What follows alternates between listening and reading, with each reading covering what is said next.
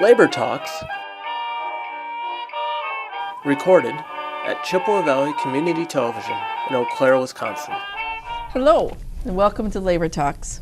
My name is Lori Gruber. I'm your host. I'm the Secretary of the Greater West Central Area Labor Council. And our today's special guest is Reverend David Huber from the Plymouth United Church of Christ, and he is here representing the 15 Now Northwest Wisconsin, where he serves as secretary. Welcome. Thank you for coming. Thank you. Thank you for inviting me in. I know you've had at least one other 15 Now person here. So, I would like you to tell us a little bit about you. all right. Well, let me.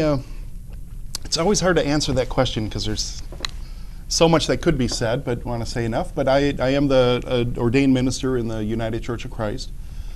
That's the national denomination of my church, and we go back to the Pilgrims. We just had Thanksgiving, so I always like to say to people, we're the church of the Pilgrims and the Puritans. I grew up in Janesville, Wisconsin, at the UCC church down there, and at that church, our minister Ken Waterman and some others were, I'd say, pretty pro-labor, kind of social justice, liberation theology. So I grew up with that kind of a church mindset that we're here to help the poor and the underclass and to champion those that don't get a lot of voice in the public sphere. And it wasn't until I was probably in high school or college I realized there were churches that were different than that. But that's the church that I've always been involved with. And Janesville also was, we had the big General Motors plant there.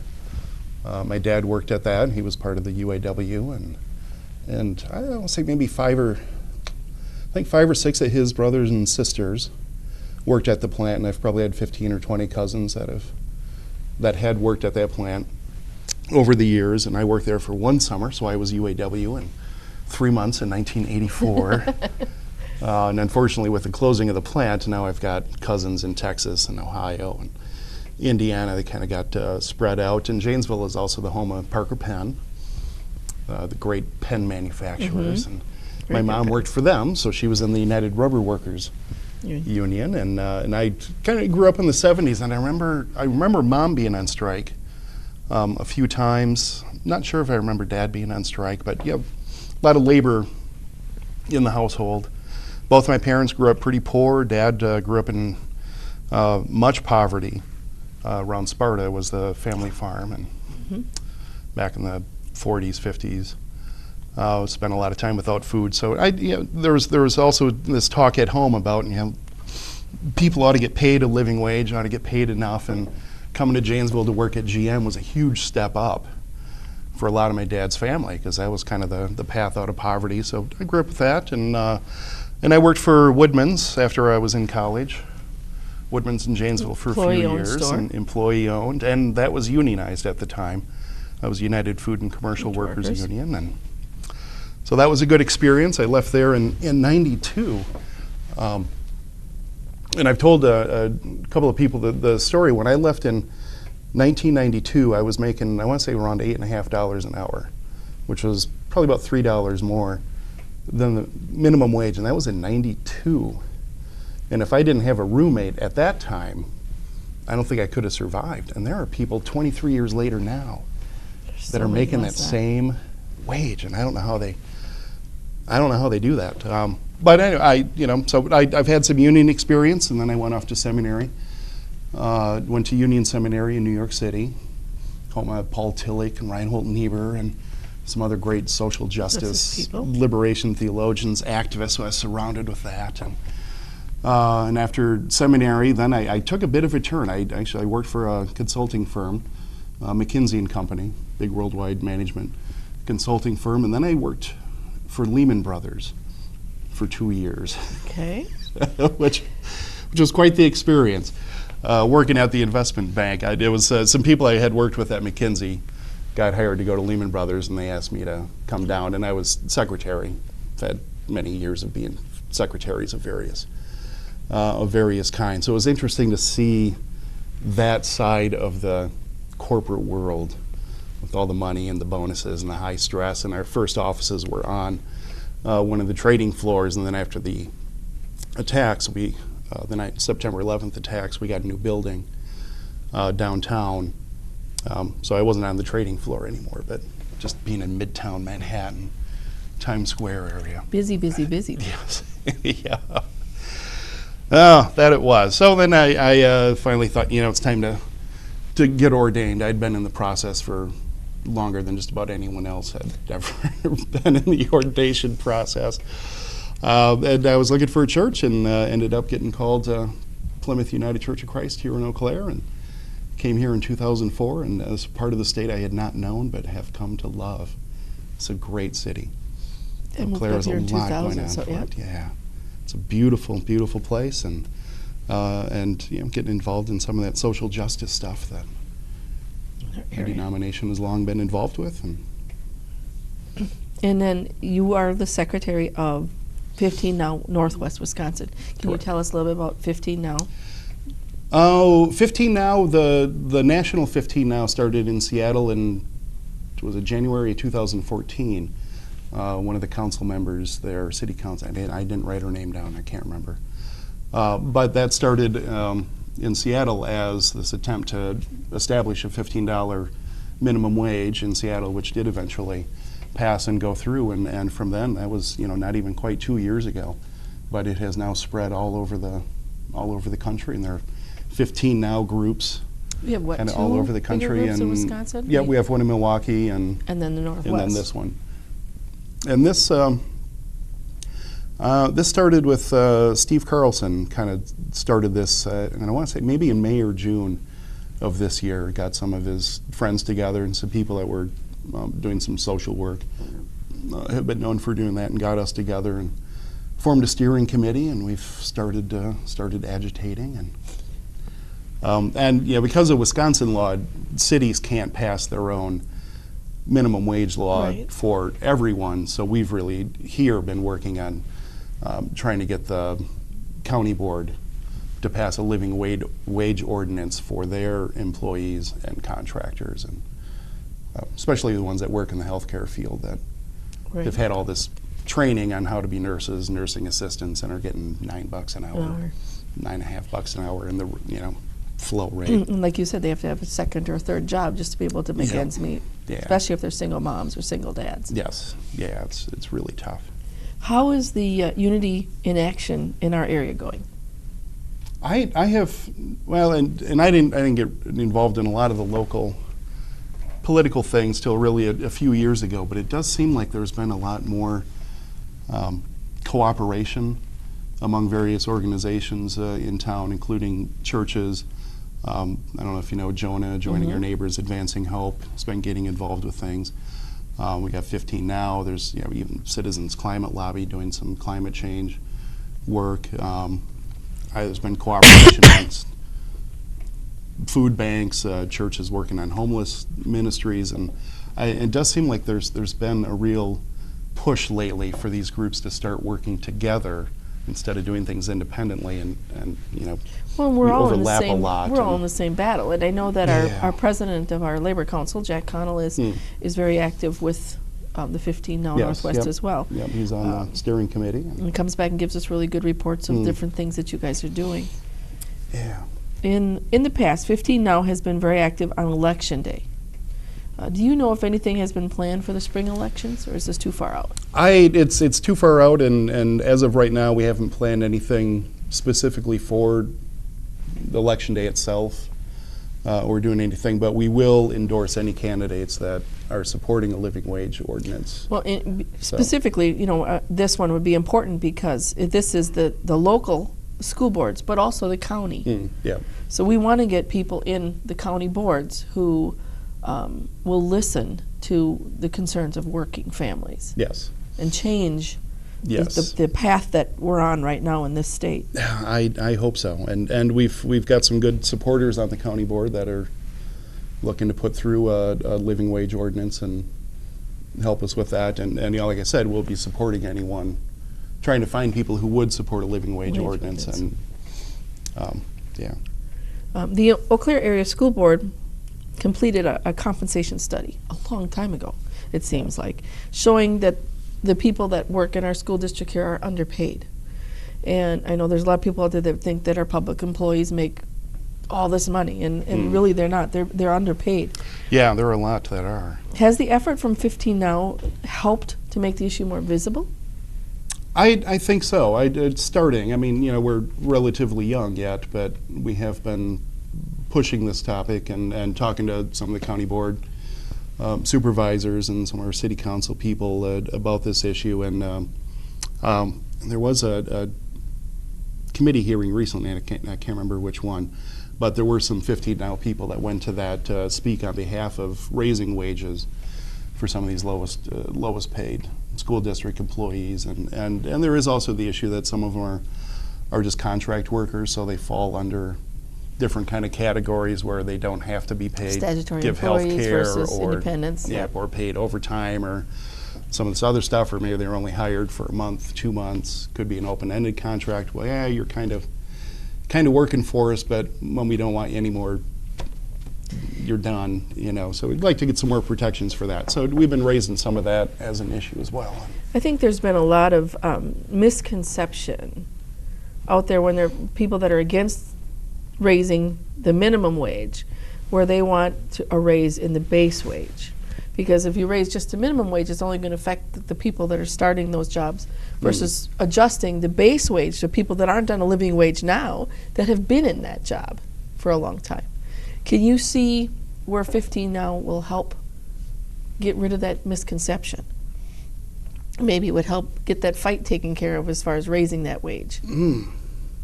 Oh, you ask a difficult question. I specifically, I don't know. I would think certainly by just at least constantly putting forth the idea that people who work, especially people who work full time, deserve to have a wage that they can actually live on, raise a family, have a home. I think we just want to keep pushing that to say, there's dignity in work, whatever that work is. Janitors working at McDonald's, teachers, professors, accountants, whatever it is. Right, we're not slaves. Yeah, right? Yeah, we're not slaves. We have a right to enjoy some of the profits that we're helping make for whatever company we're working for, or if it's a government institution. As we've thought in 15 Now and talked about this, it's kind of we the people, the citizens of this city, the citizens of this county, we want to ensure that anyone that we're employing is also getting a living wage, a dignified wage, a human wage. So I at this point, I think all I can say is we just keep hitting on that part, that this is about dignity and fairness. Right, because we certainly don't want to bring someone onto a position knowing that we're not going to set them up for economic future for their families. Yeah, there's I think a real moral issue there and an ethical issue to hire someone and say, but you're going to live in poverty by having this job. But maybe you can find another 40-hour-a-week job.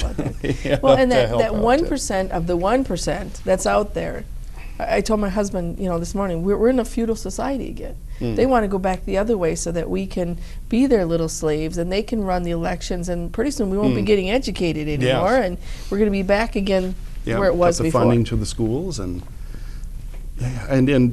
we also see in places like Walmart and some other say stores or places that are open 24 hours a day or many hours a day, they also put people on these crazy schedules where maybe Monday you're working 8 in the morning until 1 in the afternoon, Tuesday you're 5 in the evening till midnight, Thursday you're some other odd time, and then the next week it's totally so they can't get on any schedule. Yeah, can't get on a schedule, can't find a second job because who's going to want to work and it isn't around even that? normal. It isn't even the normal swing shift. There's companies or businesses, paper mills, you have always run on swing shift. And it isn't even on that. You can plan around a swing shift. You can't plan around a schedule like that. No, you can't. And you get penalized if your kid gets sick and you got to stay home, and then do that once or twice, and they can just say, we don't want you here as an employee anymore. There's no protection for people at that level. Well, and the protests across the country have been like outside Walmarts, outside McDonald's. We know that those are some of the organizations that we need to be. Walmart's the biggest employer of single moms, but they keep them at poverty level or below by not giving them enough hours to give them benefits or a decent wage. and then ensure they can't get the second job. Right, because of that shift. Yeah. What other organizations like that should we be targeting here in our area? In terms of specific organizations, I don't think it's so much targeting specific companies to speak to them. Although I mean we can and we should. I think starting with the government is a good first place to start to say, hey, let's at least we the people decide that the people we employ are going to get a decent and a living wage. And I think what we in 15 Now really want to work more toward, not so much specific companies or anything, but also doing this at a legislative level, which is where it really has to get done. I mean, you can bang your head against companies all you want, saying please pay your people a little bit more, and Walmart just said they're going to start paying $1 more an hour, and then McDonald's said something about next year they'll start paying a little bit more, but it really needs to be done at the governmental level, with state and federal minimum wage laws, living wage laws.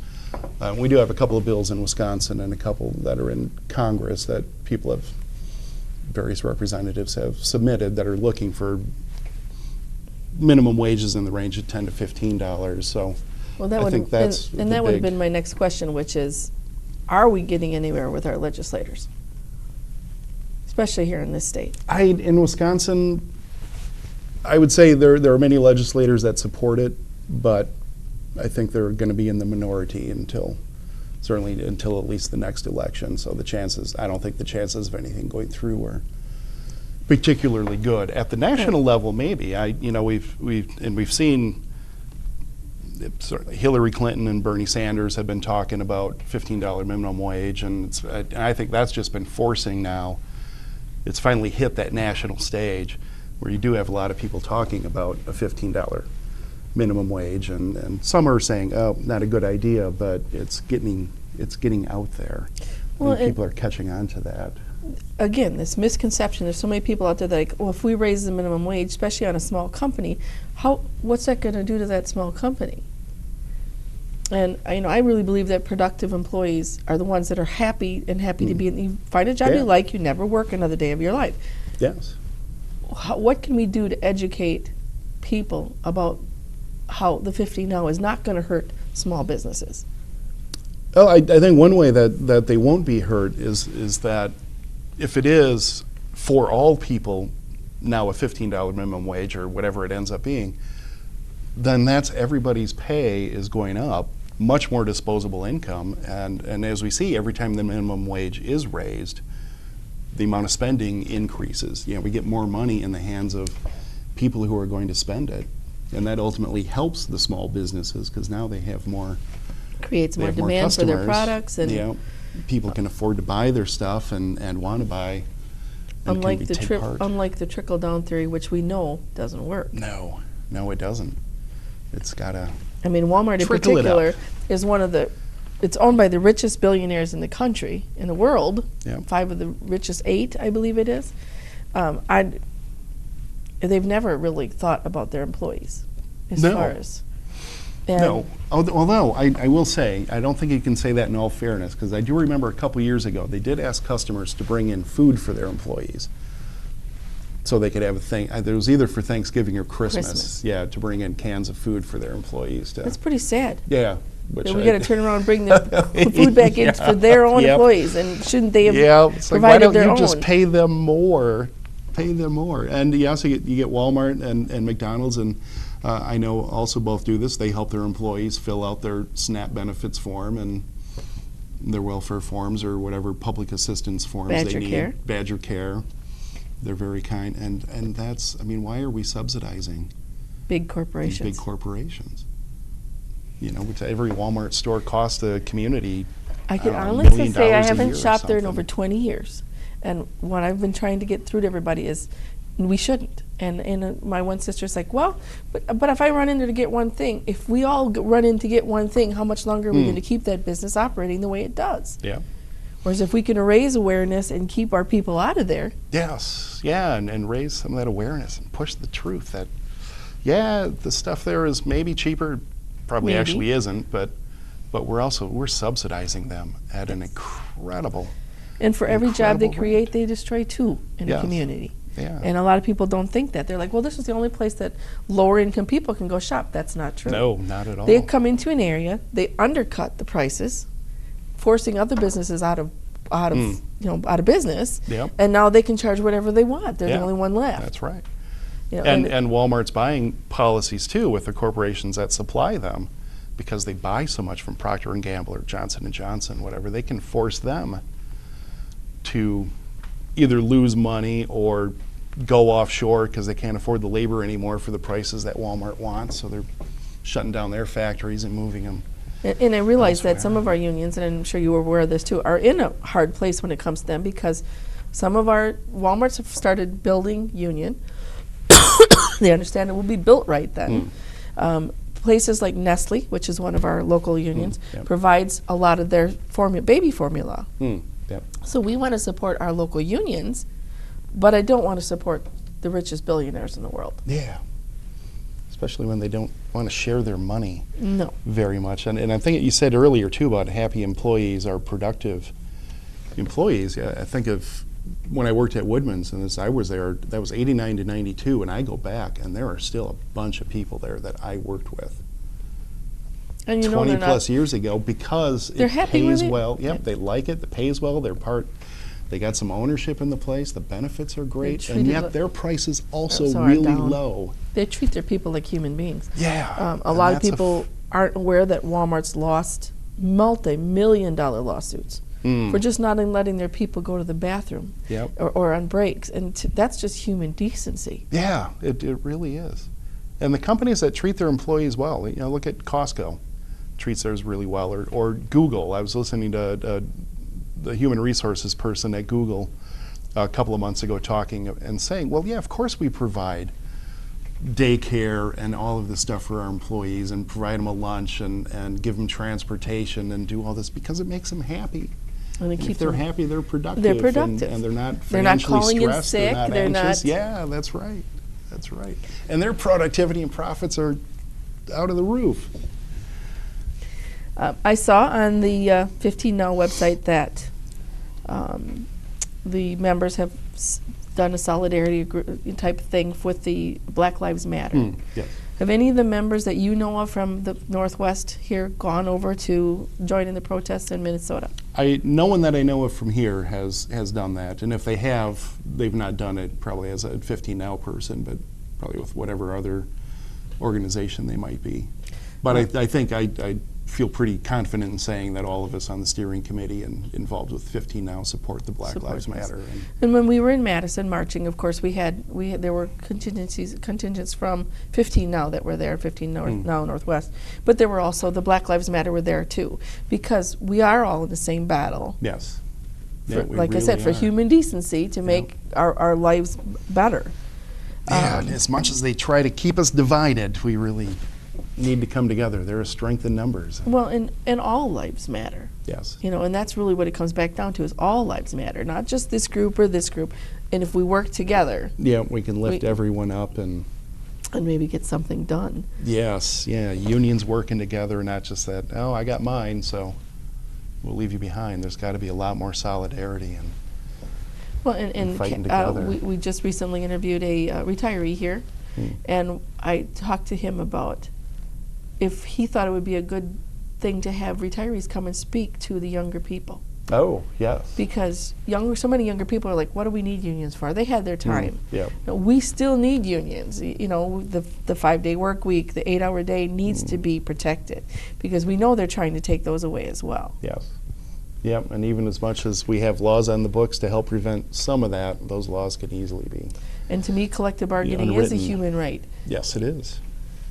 That it is, and that is certainly the Catholic Church is real big on that, it. and the United Church of Christ, my denomination, has been On it too. very big in that, and it is. How can we, important. as union brothers and sisters in solidarity, support the 15 Now movement? Well, I certainly, if you hear any news of us having a press conference or anything, come and join us. Stand in solidarity with us. We had a press conference a couple of weeks ago down at the bus depot, that I spoke at, and Nick, I always pronounce his name wrong. Is it Smiar from the county board? From the county board. Yeah. He spoke at that, and we had another woman who's had a lot of foster kids spoke. She was talking about her health workers that come in that are paid so low, and it's just that constant turnover. So that I think that helps. As you said, working together on some of these issues, looking at what is, especially here in Wisconsin, what's happening at our state level, and saying we gotta come together and fight this, and stand against it. Don't cross picket lines. Try to buy union-made if you can. Support the union-made or the union-represented stores here in town as much as you can, or at least locally owned mom-and-pop places. I think also a good way to do it. But also, I think at the political level, we've just been too quiet. Yep, get out and vote. That is really important. Make sure your voice is being heard there. Write to senators, congressmen, your representatives. Send them letters saying, look, something's got to be done to protect our workers. We need higher wages. We need better guaranteed health care, paternal leave, maternal leave, all of that. Write letters to the editor. Be more vocal on Facebook, Twitter, talking about workers' rights. Yeah, talk to your families, and and do it with respect. Building relationships, not kind of you so and so, but get the talking points and learn the issues, find out what's important, and vote. Yeah, and I think in a lot of ways we're on common ground. I think we all want basic human dignity for people, and I look at the biblical message. I mean, that is just constant through the whole thing. Jesus actually never talked about abortion or homosexuality, but he's constantly talking about money. And economic justice and family and lifting up the poor, and for him it was lepers' lives matters and women's lives matter and Samaritan lives matter and the ill and taking care of everybody. Sick lives matter. You and I could talk about this forever, because there's so many important things to talk about on this whole issue. Unfortunately, we're running out of time, so that's today's program. And my thanks to our viewing audience and to you, Dave, for coming. Thank you. Thanks for having me here. You made the program possible today. My thanks also to the folks working behind the cameras who not only make this show possible, but give us an outlet for our voices, for to get our working family issues out there. A final note, Labor Talks is on channel 993 twice weekly. You can also use your favorite search engine and with keywords Labor Talks and CBC TV, and you will be able to find them on YouTube. And we thank you very much for tuning in today.